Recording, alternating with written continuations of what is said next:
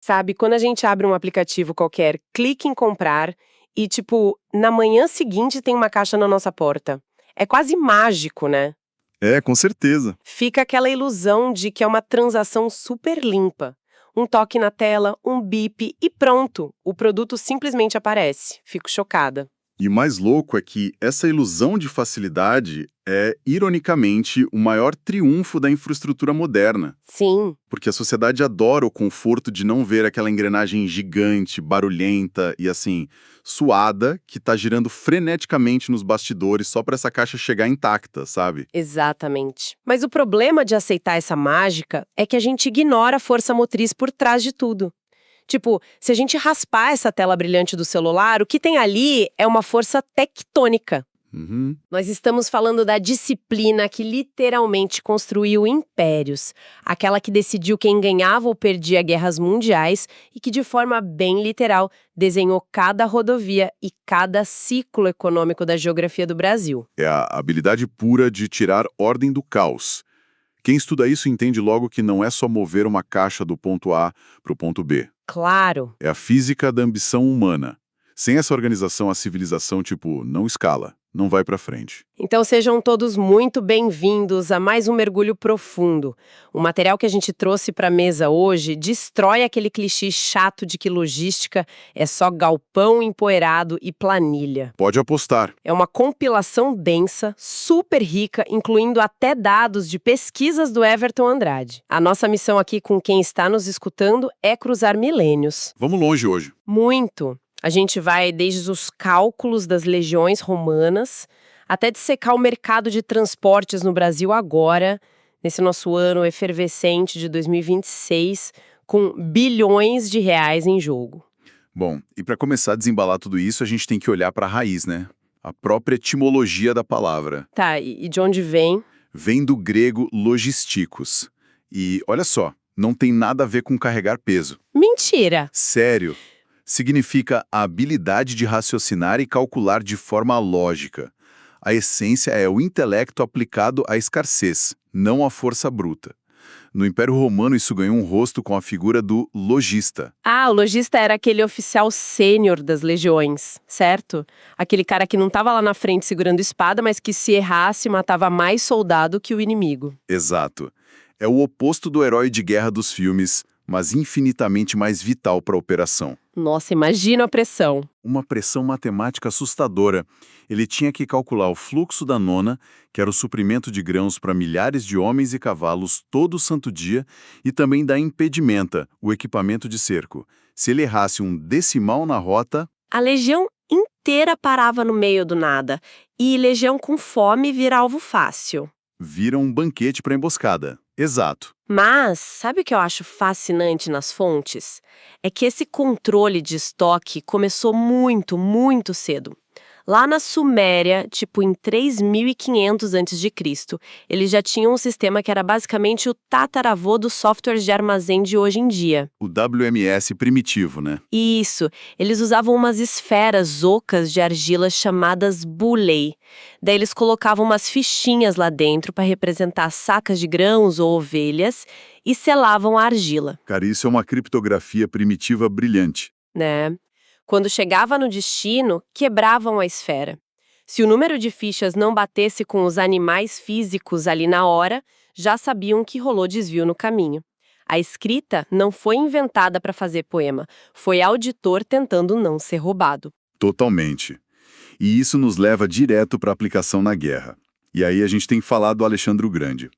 Ele é o estudo de caso definitivo de otimização logística. Porque ele mudou as carroças, né? Sim, ele olhou para o exército macedônio e viu um pesadelo.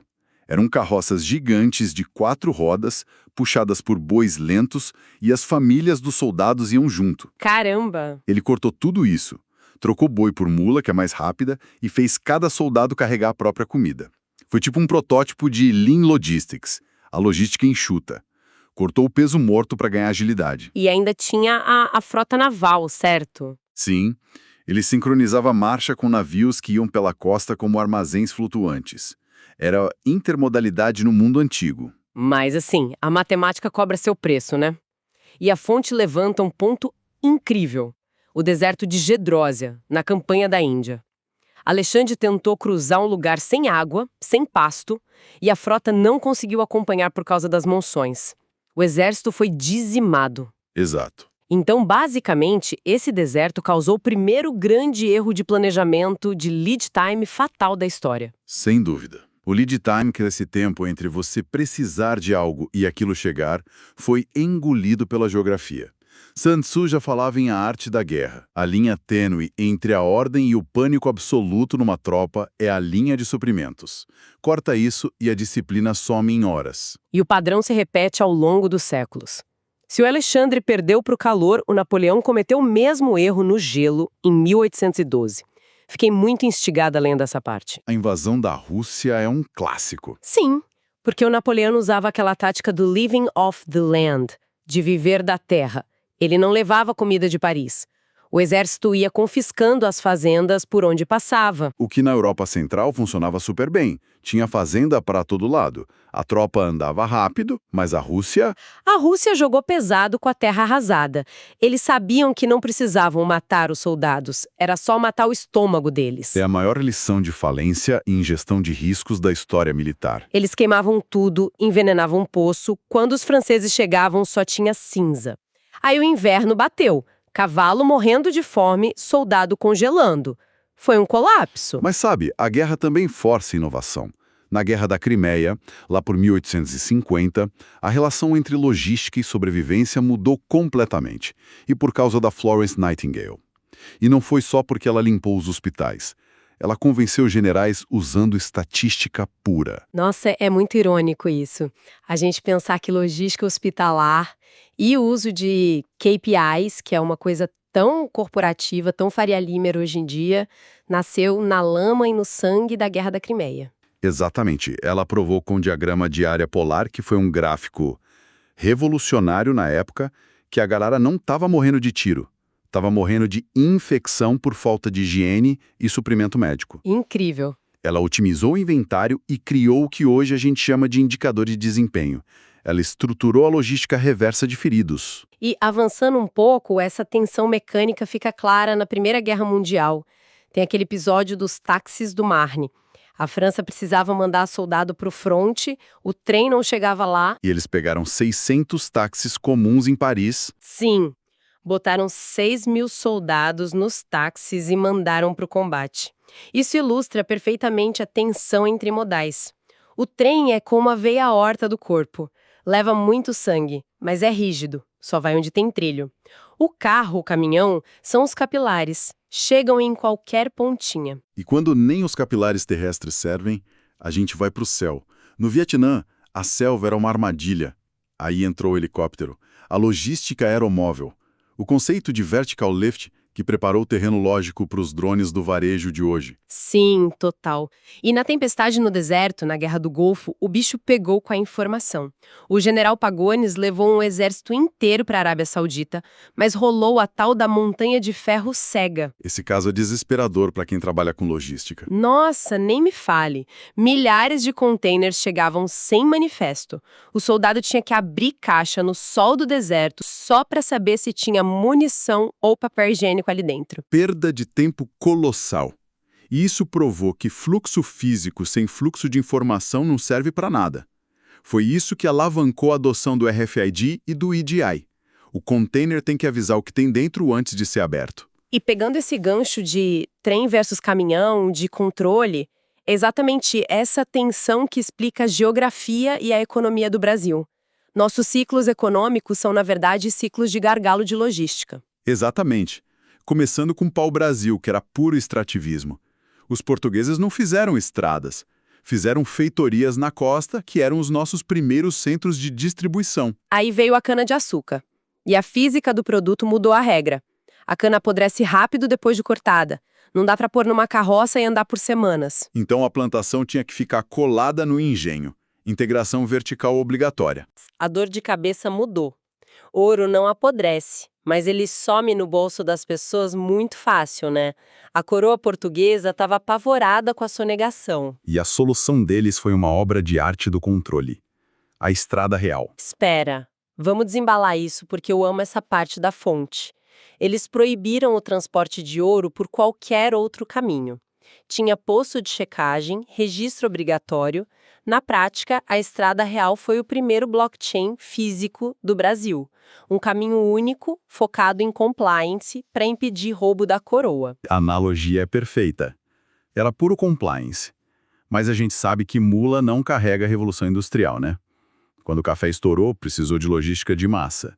Aí vieram as ferrovias, rasgando a serra para chegar no Porto de Santos. O que nos leva ao ponto de virada mais polêmico de todos. O Juscelino Kubitschek, o JK, entre 1956 e 1961. O Brasil estava no trilho e o JK falou: não, agora a gente vai pro asfalto. E construiu Brasília. E o motivo dele era claro.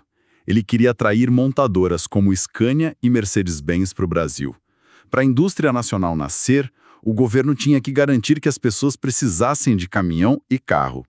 E ele fez isso, pavimentando o país. Funcionou para industrializar, mas gerou um vício estrutural que cobra a conta até hoje.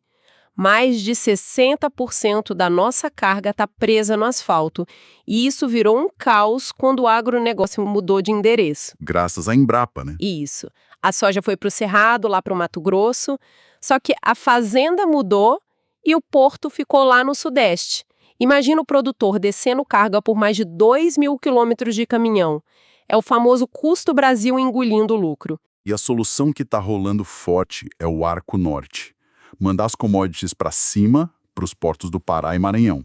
Economiza tempo e muito diesel. Toda essa herança rodoviária criou um gargalo tão absurdo que a gente chega nos dados de agora, de 2026. As fontes mostram movimentos tectônicos no mercado brasileiro. Todo mundo tentando fugir do asfalto.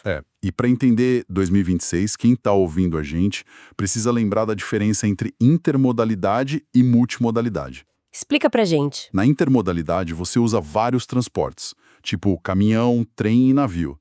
Mas cada troca de veículo gera um contrato novo, uma burocracia nova. Muitos pontos de atrito jurídico, né? Exato. A multimodalidade é a cura para isso.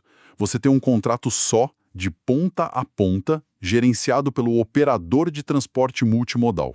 É um sistema operacional unificado para carga. E é buscando isso que 2026 está sendo marcado como o ano da retomada ferroviária. As fontes mostram que o governo vai fazer 8 leilões, injetando uns 140 bilhões de reais. Tem a gigante EF-118 ligando Vitória até o Porto do Açu. E nos portos o bicho tá pegando. O terminal STS-10 lá em Santos deve aumentar em 50% a capacidade de contêineres. E nas rodovias, recorde de concessões, 13 leilões. Mas os custos estão pressionando, né? Especialmente com a PEC 22 de 2025. Nossa, sim. A PEC mudou o jogo. Exige tempo de descanso rigoroso para o motorista. Se o caminhão que rodava 20 horas agora fica parado, a oferta de frete cai, o preço sobe, inflação pura. Mas olha, lendo as fontes, me veio um questionamento crítico. A gente está aqui celebrando 140 bilhões em trilho para soja e minério. Só que quando a gente olha para a mobilidade das pessoas, tem previsão de greve na CPTM em São Paulo, agora no final de março de 2026, nas linhas 11, 12 e 13. É verdade. A gente não está correndo sério risco de otimizar a carga de forma brilhante enquanto a gente trava completamente o cidadão que trabalha para fazer tudo isso girar? Essa reflexão bate forte, porque a infraestrutura física chegou no limite. Não dá para ficar duplicando a avenida para sempre.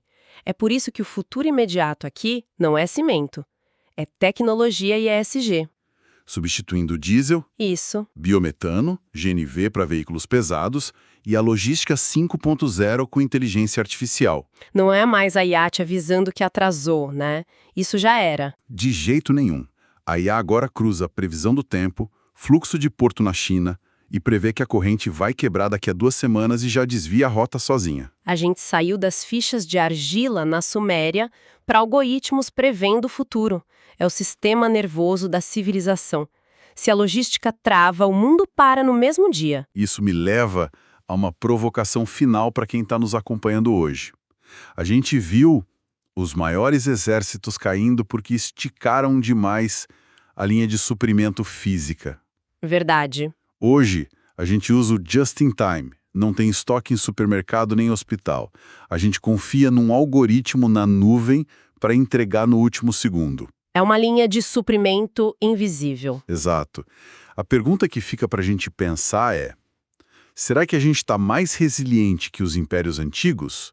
Ou a gente acabou de construir a cadeia de suprimentos mais eficientemente frágil de toda a história humana? Uau! Que pensamento incrível para encerrar. Deixa a gente bem reflexivo na próxima vez que receber uma encomenda.